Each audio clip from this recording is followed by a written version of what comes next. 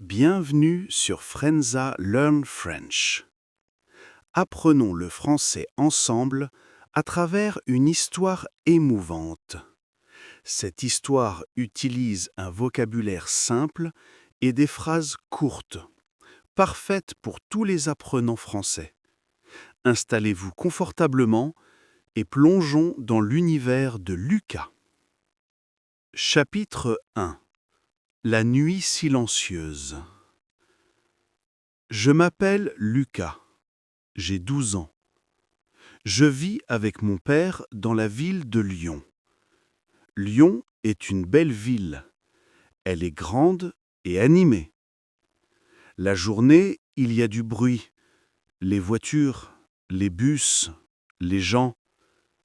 Mais chez moi, le soir, c'est le silence. Nous habitons un petit appartement. L'appartement est vieux. Il est au 5e étage. Il n'y a pas d'ascenseur. Les escaliers sont longs et sombres. Notre porte est verte. La peinture s'écaille. À l'intérieur, il y a 2 pièces. Une petite cuisine, elle est toujours propre, et une chambre. Nous dormons dans la même chambre. Il y a 2 lits. Un pour moi, un pour mon père. Mon père s'appelle Antoine. Avant, il était jardinier. Il travaillait dans le parc de la Tête d'Or. C'est un grand parc, avec un lac et de grands arbres. Mon père aimait son travail. Il rentrait le soir avec les mains pleines de terre.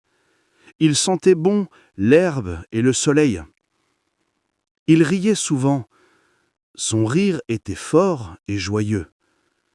Il me racontait des histoires sur les arbres et les fleurs. Mais maintenant, tout est différent. Maintenant, mon père est malade. Il a une maladie des poumons. Respirer est difficile pour lui. Le docteur appelle ça une maladie respiratoire. La nuit, j'écoute. J'écoute le bruit de sa respiration. Ce n'est pas un bruit normal, c'est un sifflement, doux et triste, comme le vent d'automne dans les feuilles mortes. Ce bruit m'inquiétait, ce bruit me rendait triste. Mon cœur devient lourd comme une pierre. Chapitre 2. Le passé qui disparaît. Aujourd'hui, c'est samedi. Il pleut dehors. La pluie frappe doucement la fenêtre.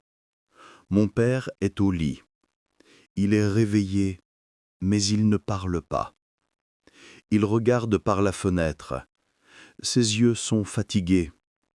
Avant, le samedi, c'était notre jour. Nous allions au marché ensemble. Nous achetions du pain frais et des fruits. Parfois, nous allions au cinéma.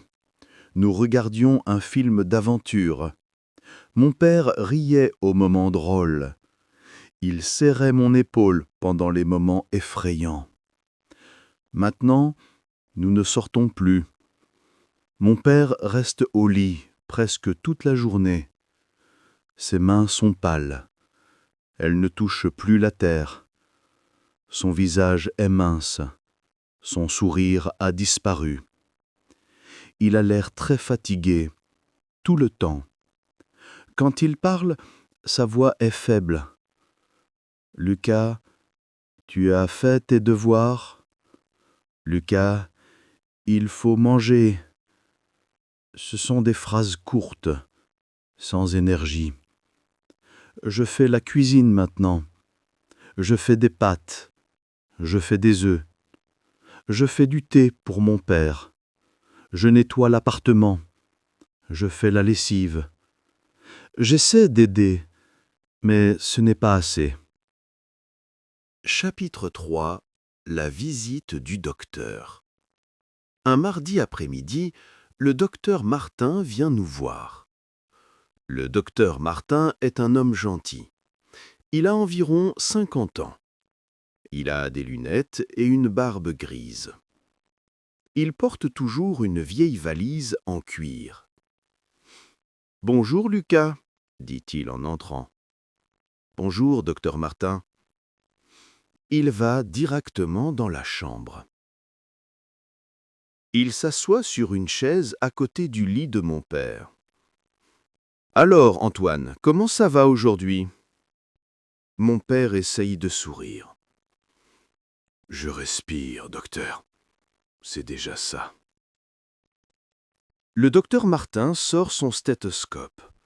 Il écoute la poitrine de mon père, il écoute son dos. Son visage est sérieux, concentré. Ensuite, il prend la main de mon père, il regarde les ongles. « Tes lèvres sont un peu bleues, Antoine. Ce n'est pas bon signe. » Mon cœur bat vite. Je n'aime pas cette phrase.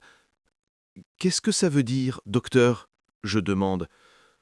Le docteur Martin me regarde. Ses yeux sont pleins de gentillesse, mais aussi d'inquiétude. « Ça veut dire que le sang de ton père n'a pas assez d'oxygène, Lucas. Tes poumons ne fonctionnent pas bien. » Il se tourne vers mon père. « Antoine, on a déjà parlé de ça. Tu as besoin d'oxygène. Tu as besoin d'un concentrateur et de nouveaux médicaments. » Mon père ferme les yeux. Il sait. « Combien, docteur? Dites-moi la vérité. » Le docteur Martin sort un carnet. Il écrit un chiffre, un très, très grand chiffre. Il montre le chiffre à mon père. Mon père regarde le chiffre, il ferme les yeux à nouveau. Il respire profondément et cela le fait tousser. La quinte de toux est longue et douloureuse. Je lui tends un verre d'eau. « Nous n'avons pas cet argent, docteur, » dit mon père finalement. Sa voix est à peine un chuchotement. « Je sais, Antoine, mais il faut trouver une solution. Sans ça... » Le docteur ne finit pas sa phrase, et il n'a pas besoin. « Sans ça, mon père va devenir de plus en plus faible. Sans ça, le sifflement dans sa poitrine va s'arrêter pour toujours. » Le docteur Martin donne une ordonnance à mon père. « Prends ces médicaments, ça aidera un peu. Pour le reste, je vais chercher des solutions, des associations, de l'aide. » Il dit ça à chaque fois. Je vais chercher. Mais l'aide n'arrive jamais. Le docteur part. La porte se ferme. Le silence revient dans l'appartement. Un silence lourd, rempli de peur et de tristesse. Je regarde mon père. Il a l'air si fatigué. Je me sens si impuissant, si petit. Je veux l'aider, je veux le sauver, mais je ne sais pas comment. Chapitre 4. Le coffre aux souvenirs. Ce soir-là, après que mon père s'est endormi, je ne dors pas. Je pense, je réfléchis. Comment trouver de l'argent? Je pourrais essayer de travailler. Mais qui embauche un garçon de 12 ans? C'est interdit. Je pourrais demander de l'aide aux voisins. Mais nos voisins ne sont pas riches, ils ont leurs propres problèmes. Je me sens seul, très seul. Puis, je me souviens du coffre. Le coffre de ma mère. Ma mère s'appelait Élise. Elle est morte dans un accident de voiture quand j'avais 5 ans. Je n'ai que quelques souvenirs d'elle. Je me souviens de sa voix. Elle chantait souvent. Je me souviens de ses cheveux blonds. Ils brillaient au soleil. Je me souviens qu'elle me serrait très fort dans ses bras. Son coffre est dans le placard de la chambre. C'est un vieux coffre en bois, avec des ferrures en métal. Mon père n'aime pas l'ouvrir, c'est trop douloureux pour lui. Moi, je l'ouvre parfois. J'aime sentir sa présence. J'ouvre le placard. Je sors le coffre. Il est lourd. Je l'ouvre avec une petite clé que je garde sous mon oreiller. À l'intérieur, c'est un trésor. Il y a ses vêtements, une robe bleue, un pull blanc. Ils sentent encore un peu son parfum, une odeur de fleurs. Il y a des photos. Elle est belle sur les photos. Elle rit. Il y a des lettres que mon père lui a écrites. Et puis, au fond, il y a une boîte en carton. J'ouvre la boîte. Elle est pleine de papier. Du papier de toutes les couleurs. Rouge, bleu, vert, jaune, orange, violet. Le papier est fin et soyeux. Il est très beau. Il y a aussi une petite enveloppe blanche. Sur l'enveloppe, il y a une écriture que je reconnais. C'est l'écriture de ma mère. C'est écrit « Pour mon Lucas, mon étoile ». Mon cœur bat très fort. J'ouvre l'enveloppe avec précaution. À l'intérieur, il n'y a pas de lettres. Il y a une petite étoile en papier. Elle est parfaite. Elle a 5 branches. Elle est bleue. Et puis, comme un éclair, un souvenir me revient. Je suis assis à cette même table. J'ai 4 ou 5 ans. Ma mère est assise à côté de moi. Elle rit. Elle prend un papier coloré. « Regarde, Lucas, je vais t'apprendre la magie. » Ses doigts bougent vite. Elle plie le papier. 1, 2, 3 fois.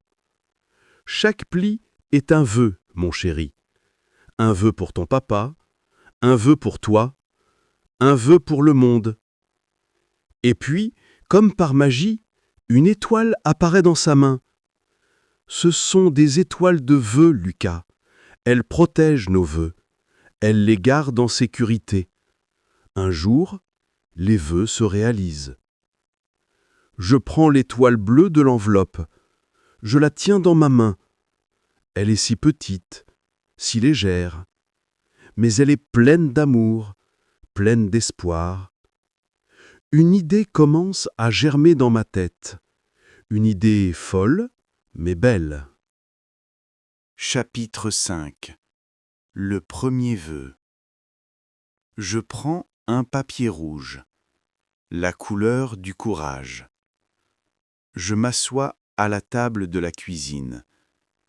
La lumière est faible. Tout est silencieux, sauf le sifflement doux de mon père. Je commence à plier. Mes doigts sont maladroits. J'ai oublié. Je plie dans le mauvais sens.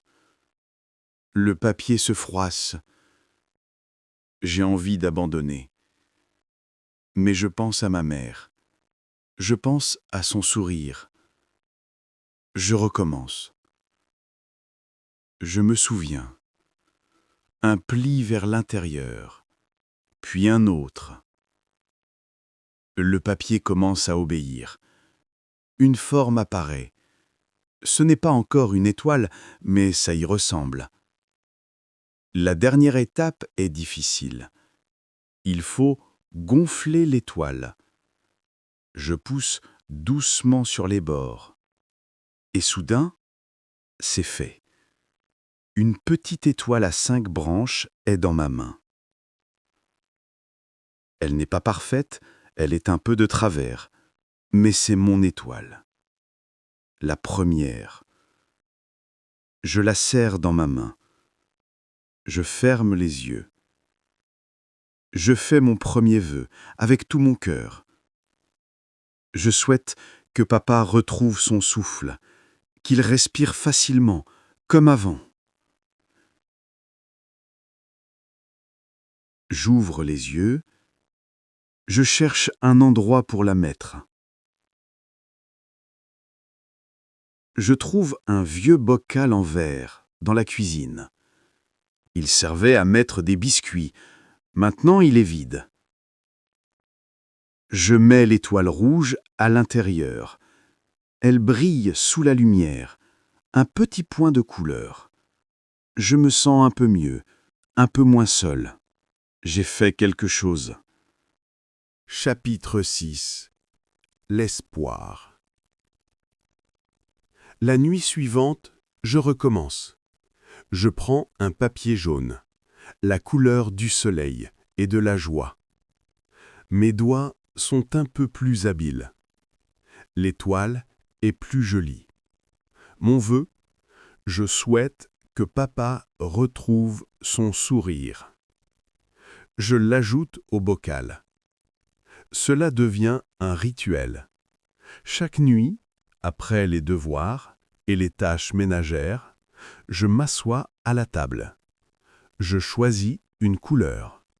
Je plie une étoile. Je fais un vœu. Vert pour la santé. Bleu pour la paix. Orange pour l'énergie. Violet pour les beaux rêves. Parfois, mes doigts me font mal. Le papier me coupe la peau. Parfois, je suis si fatigué que je m'endors sur la table. Mais je ne m'arrête pas. Chaque étoile est une petite prière. Chaque étoile est un morceau de mon amour. Chaque étoile est un rayon d'espoir. Le bocal se remplit lentement. Il ressemble à une petite galaxie, pleine de nébuleuses colorées. Je le regarde souvent. Cela me donne de la force. Un soir, mon père me voit avec le bocal. « Qu'est-ce que c'est, Lucas ?» demande-t-il. Sa voix est faible. J'ai un peu honte. C'est un secret.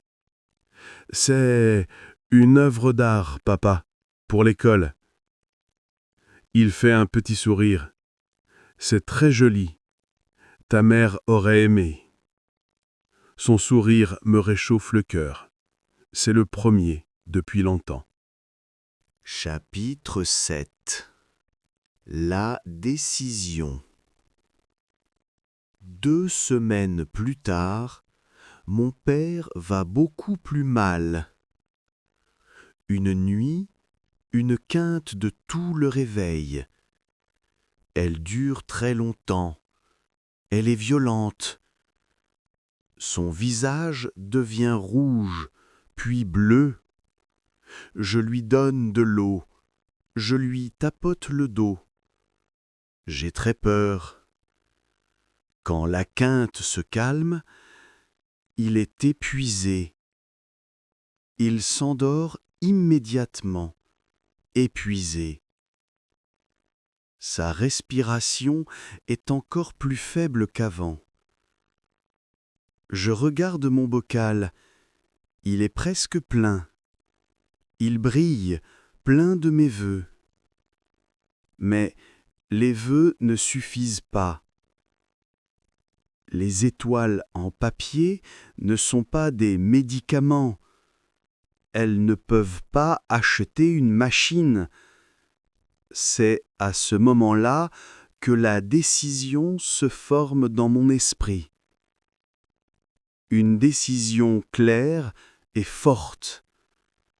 Je vais vendre mes étoiles. Peut-être que les gens voudront les acheter. Peut-être qu'ils ont eux aussi des vœux à faire. Peut-être qu'ils voudront m'aider. C'est une idée folle, mais c'est la seule idée que j'ai. Chapitre 8. Sous le lampadaire. Le lendemain soir, je me prépare. Je mets mon manteau le plus chaud, mon écharpe, mon bonnet. Je prends une vieille couverture. Je prends mon précieux bocal. Il est lourd maintenant. J'écris sur un morceau de carton « Étoile de vœux, 1 euro, faites un vœu ». Je vais près du lit de mon père. Il dort. Son sommeil est agité. « Je reviens, papa », je chuchote. « Je vais nous aider. » Je sors de l'appartement. Je descends les escaliers sombres. Dehors, il fait très froid. C'est l'hiver à Lyon. Le vent souffle et glace mon visage. Les rues sont pleines de monde. Les gens rentrent du travail. Ils sont pressés. Ils parlent au téléphone. Ils rient. Mon cœur bat la chamade. J'ai peur. Je suis timide. Où vais-je m'installer ? Je marche un peu. Je cherche un endroit avec de la lumière. Finalement, je trouve un bon endroit. Sur une petite place, près d'une boulangerie. Il y a un grand lampadaire. Sa lumière est chaude et jaune. Elle éclaire un petit coin de trottoir. Je pose la couverture par terre. Je place le bocal dessus, bien en évidence. Je pose le carton à côté. Je m'assois sur un bout de la couverture. J'attends. Les gens passent. Beaucoup de gens. Ils jettent un regard rapide. Parfois, ils sourient. Mais personne ne s'arrête. Une demi-heure passe. 1 heure. Mes pieds sont gelés. Mes doigts aussi. L'espoir commence à s'éteindre dans mon cœur. Cette idée était stupide. Qui achète une étoile en papier ? Je suis un enfant ridicule. Je baisse la tête. Je vais ramasser mes affaires. Je vais rentrer à la maison. Chapitre 9. La première étoile vendue. Bonsoir, jeune homme. Je lève la tête. Une vieille dame est devant moi. Elle est petite. Elle porte un manteau violet et un chapeau. Ses cheveux sont blancs. Ses yeux sont d'un bleu vif et bienveillant. Elle sourit. « Bonsoir, madame », dis-je, ma voix tremblant un peu de froid et de nervosité. Elle regarde mon bocal. Ses yeux brillent de curiosité. Ces petites étoiles sont absolument charmantes. Tu les as faites toi-même ? Oui, madame. Et que signifie étoile de vœux ? Je prends une grande respiration. Quand on achète une étoile, on fait un vœu. L'étoile garde le vœu en sécurité. Elle l'aide à se réaliser. La vieille dame me regarde intensément. Et toi, pourquoi vends-tu ces vœux ? Je baisse les yeux vers le trottoir. Pour mon père, il est très malade. Il a besoin d'une machine pour respirer. La machine coûte très cher. Je n'ose pas la regarder. Je sens ses yeux sur moi. Quand je relève la tête, son sourire est encore plus doux. Ses yeux sont un peu humides. « Tu es un fils très courageux », dit-elle doucement. « Le monde a besoin de plus de cœurs comme le tien. » Elle ouvre son sac. Elle sort son portefeuille. « Je vais prendre 5 étoiles, s'il te plaît. » 5 ? Mon cœur fait un bond. 5 ? Je suis stupéfait. Oui, un vœu pour ton père, un vœu pour toi, et 3 pour mes petits-enfants. Je choisis 5 étoiles. Une rouge, une jaune, une bleue, une verte, une orange. Je les lui tends. Elle me donne un billet de 5 euros. « Mais, madame, dis-je, Une étoile coûte 1 euro, c'est trop. Elle secoue la tête. La 5e étoile est pour ton courage. Garde la monnaie. Elle prend les étoiles et les met délicatement dans son sac. Puis elle me regarde droit dans les yeux. N'oublie jamais, mon enfant, aussi noire que soit la nuit, il y a toujours une étoile qui brille. L'espoir est la plus brillante de toutes. Ne l'éteins jamais. Elle me fait un petit signe de la main et s'éloigne dans la foule. Je reste immobile, serrant le billet de 5 euros dans ma main. Ce n'est pas beaucoup d'argent, loin de la somme nécessaire, mais c'est un début, un vrai début. Quelqu'un a cru en moi. Quelqu'un a acheté mon espoir. Je ne me sens plus gelé. Je me sens chaud à l'intérieur. Je me sens visible. Chapitre 10. Le musicien.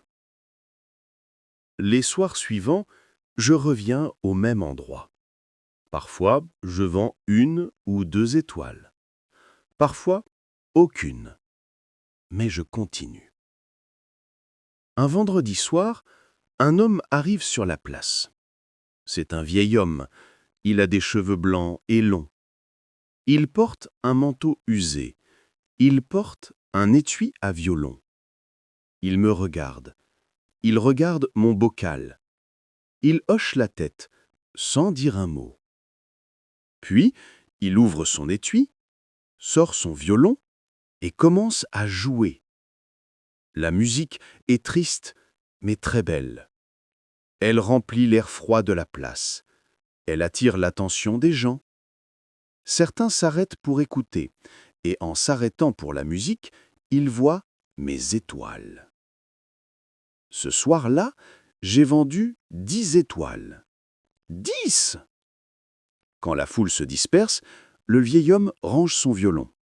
« Merci, monsieur, » dis-je. Il se tourne vers moi. Il a des yeux gris et pleins de sagesse. « De rien, jeune homme. La musique et l'espoir sont de bons partenaires. Ils parlent la même langue. »« Quelle langue ?» je demande. « La langue du cœur, » répond-il en souriant. « Je m'appelle Pierre. »« Moi, c'est Lucas. » Monsieur Pierre devient mon ami. Il revient presque tous les soirs. Il joue de la musique classique ou parfois de vieilles chansons françaises. Sa musique crée une bulle magique autour de nous. Les gens sont plus détendus, ils sourient plus facilement. Et ils achètent plus d'étoiles. Il me parle de sa vie, de sa femme, morte il y a longtemps, de son amour pour la musique. L'espoir, Lucas, c'est comme une mélodie. On ne peut pas la toucher, mais elle peut remplir une pièce vide. Elle peut réchauffer un cœur froid. Je lui parle de mon père, de ma mère, de mes craintes. Il écoute. Vraiment. Avec lui, je me sens moins seul dans cette grande ville. Chapitre 11. La nuit de pluie. Une semaine plus tard, le temps est terrible. Il pleut des cordes, une pluie froide et persistante. Le vent est fort. Monsieur Pierre n'est pas là. Il est malade aussi. Je suis seul sous mon petit parapluie, mais je suis rapidement trempé. J'ai froid. Très froid. Personne ne s'arrête. Les gens courent, la tête baissée. Mon bocal est mouillé. Les étoiles en papier semblent tristes. Je n'ai vendu aucune étoile de la soirée. Le découragement m'envahit. C'est trop difficile. Je n'y arriverai jamais. L'espoir est une belle idée, Mais la réalité est froide et dure. Les larmes me montent aux yeux, mélangées à la pluie. Je vais abandonner. Je vais rentrer à la maison. Je baisse la tête, prêt à tout ranger.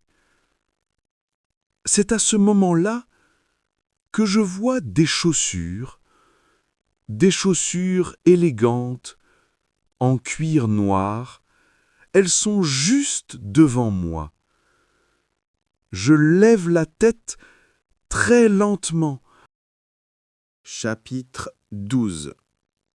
L'inconnu au parapluie. C'est une femme. Elle est grande et mince. Elle porte un long manteau noir très élégant. Ses cheveux sont noirs et lisses. Son visage est sérieux, avec des traits fins. Elle tient un grand parapluie transparent. Elle ne dit rien. Elle regarde mon bocal, puis elle me regarde, moi. Ses yeux sont sombres et intelligents. Il semble tout voir. Je me sens transparent et gelé. Finalement, elle parle. Sa voix est calme et claire. « Tu es ici tous les soirs, n'est-ce pas ?» Je hoche la tête, incapable de parler. « Même sous la pluie ?» dit-elle. Elle s'accroupit pour être à ma hauteur. Son manteau ne touche pas le sol mouillé. Elle prend une étoile dans le bocal, une petite étoile verte. « Explique-moi. » Je prends une profonde respiration. Ma voix tremble. Je lui raconte toute l'histoire. Mon père, le jardinier. Sa maladie. Le docteur Martin. La machine à oxygène. Le chiffre impossible. Ma mère et les étoiles de vœux.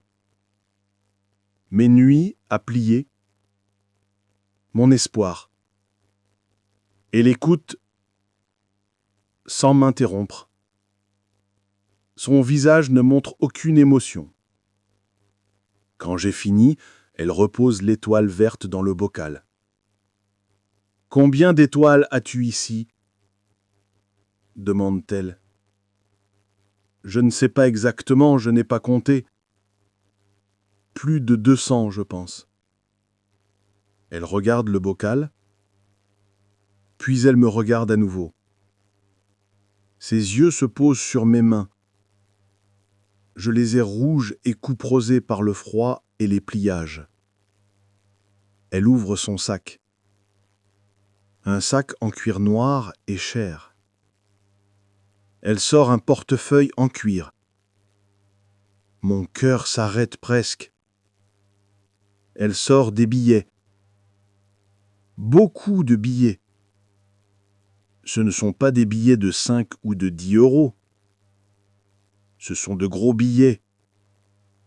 Elle les compte lentement. 1, 2, 3, 4, 5. Elle les plie et me les tend. « Tiens, » dit-elle simplement. Je regarde l'argent. Je regarde la femme. Je ne comprends pas. Je ne peux pas prendre ça. Ce n'est pas le bon prix. Pour 200 étoiles, c'est 200 euros. C'est beaucoup plus. Elle secoue la tête doucement. Je n'achète pas les étoiles, Lucas. Elle fait une pause. Ses yeux deviennent un peu moins sévères. J'achète ta détermination. J'achète ton amour pour ton père. Dans mon monde, on voit peu de ces choses. C'est une denrée rare et précieuse. Elle prend le bocal des mains. Maintenant, rentre chez toi. Va aider ton père. Elle se lève. Elle me donne un dernier regard. Et pour la première fois, elle sourit. Ce n'est pas un grand sourire, juste une petite marque. Mais cela change complètement son visage. Il devient plus doux, plus humain. Puis elle tourne les talons et s'éloigne, son parapluie transparent la protégeant de la pluie. Elle disparaît au coin de la rue. Je reste assis sur le trottoir, sous la pluie. Je regarde l'argent dans ma main. C'est une somme folle. Plus que suffisante pour la machine. Peut-être même pour les médicaments. La réalité me frappe. Soudain, j'ai réussi. Chapitre 13. Le retour triomphant. Je ne me souviens pas d'avoir couru si vite de ma vie. Je remballe tout en 2 secondes. Je cours vers la maison. Je monte les escaliers 4 à 4, sans m'arrêter pour reprendre mon souffle. J'ouvre la porte en criant « Papa! Papa !» Mon père est réveillé. Il est assis dans son lit, l'air inquiet. « Lucas, qu'est-ce qui se passe? Tu es trempé !» Je suis essoufflé. Je tremble, mais d'excitation, pas de froid. Je tends la main avec l'argent. « Regarde !» je crie, la voix cassée par l'émotion. « Regarde! On a l'argent! Pour la machine! Pour tout !» Mon père regarde l'argent. Son visage passe de l'inquiétude à l'incrédulité. Il prend les billets, il les compte, ses doigts tremblants. « Mais, Lucas, murmure-t-il, d'où est-ce que ça vient? Tu n'as pas fait de bêtises? Non, papa, je te jure, c'est les étoiles. J'ai vendu toutes mes étoiles. Je m'assois sur le bord de son lit et je lui raconte tout. La vieille dame au manteau violet, Monsieur Pierre et son violon, et la femme mystérieuse sous la pluie. Je parle vite, sans m'arrêter. Quand j'ai fini, mon père ne dit rien. Il regarde l'argent, puis il me regarde. Ses yeux se remplissent de larmes. Il ouvre les bras. Je me blottis contre lui. Il me serre très fort, très fort. Je sens son cœur battre contre le mien. Je sens ses larmes dans mes cheveux. Mon fils, chuchote-t-il, mon courageux, merveilleux fils. Nous restons comme ça pendant longtemps. Pour la première fois depuis des mois, notre petite chambre n'est pas remplie de peur. Elle est remplie d'espoir, remplie d'amour. Chapitre 14. Le souffle de la vie. Le lendemain matin, nous appelons immédiatement le docteur Martin. Quand il entend la nouvelle, il est stupéfait. « C'est un miracle, Antoine !» Il nous donne le numéro d'une compagnie médicale. Nous commandons la machine. Elle arrive 2 jours plus tard. Le livreur apporte une grande boîte. À l'intérieur, il y a le concentrateur d'oxygène. C'est une petite machine blanche avec des roulettes. Elle a un écran numérique et des boutons. Elle fait un bruit doux et régulier. Hou, hou. Un technicien vient l'installer. Il explique à mon père comment l'utiliser. Il lui met un petit tube dans le nez. Le tube est relié à la machine. Maintenant, respirez normalement, monsieur Antoine. Mon père respire. L'oxygène pur de la machine arrive dans ses poumons. Je regarde son visage. Ses épaules se détendent. Les lignes de tension sur son front disparaissent. Il ferme les yeux, un sourire paisible apparaît sur ses lèvres. « C'est plus facile », murmure-t-il. Cette nuit-là, mon père s'endort avec la machine. Je reste éveillé un moment, à écouter. Le sifflement terrible, le bruit de lutte pour respirer, a disparu. Il est remplacé par le son régulier et apaisant de la machine. Hou, hou. C'est le plus beau son que j'ai jamais entendu. C'est le son de la vie, le son de l'avenir. Chapitre 15. La guérison. Les jours passent, puis les semaines. Le changement est lent, mais visible. Mon père commence à avoir plus de couleurs sur le visage. Ses lèvres ne sont plus bleues. Il a plus d'énergie. Il peut rester assis dans un fauteuil pendant 1 heure, puis 2 heures. Il recommence à parler, de vraies conversations. « Lucas, raconte-moi ton jour à l'école. Lucas, qu'est-ce qu'on mange ce soir ?» Un après-midi, il rit. C'est un vrai rire, faible, mais vrai. Je n'avais pas entendu ce son depuis si longtemps. Mon cœur chante de joie. Avec l'argent restant, nous achetons les bons médicaments. Ils aident aussi. Le docteur Martin vient 1 fois par semaine. Il est très impressionné. « Je n'ai jamais vu une telle amélioration, Antoine. C'est extraordinaire. » Mon père me regarde. « C'est grâce à mon fils. » Je rougis. Je suis fier. Chapitre 16. L'étoile dorée. Un soir, environ 1 mois après l'arrivée de la machine, mon père est assis dans son fauteuil. Il regarde par la fenêtre. Le soleil se couche. Le ciel est orange et rose. « Lucas, dit-il, tu as encore du papier coloré ? » « Oui, papa.